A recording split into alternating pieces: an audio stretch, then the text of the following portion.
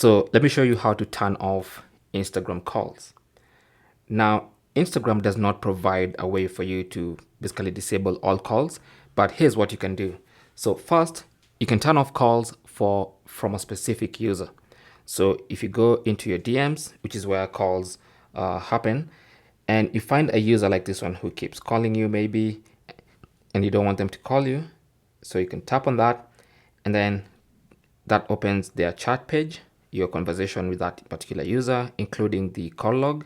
So tap on the name of that person and then select mute. Okay. Now, by default, this is going to be unmuted like that. Okay. So you want to go ahead and tap on mute and then confirm you want to mute calls until I change it. Okay. Now, when you do that, that basically means that person will still call you, but your phone won't ring. Okay. So that's the best you can do. Now, you can do that for all the users you want to do. And then the other thing you can do is to disable video calls.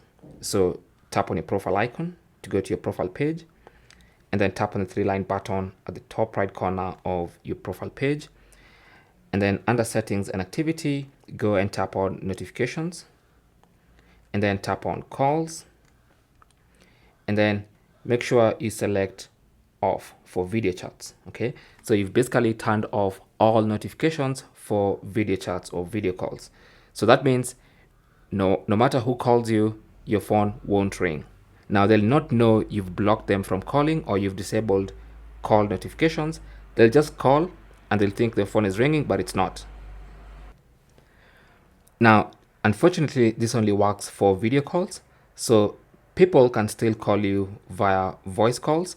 But for voice calls, once again, if you go to the DMs and find that specific person, open their profile, open their conversation, and then tap on their name and then mute. That's going to mute all calls. So both video calls and voice calls on Instagram.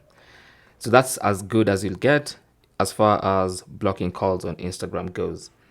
Thanks for watching.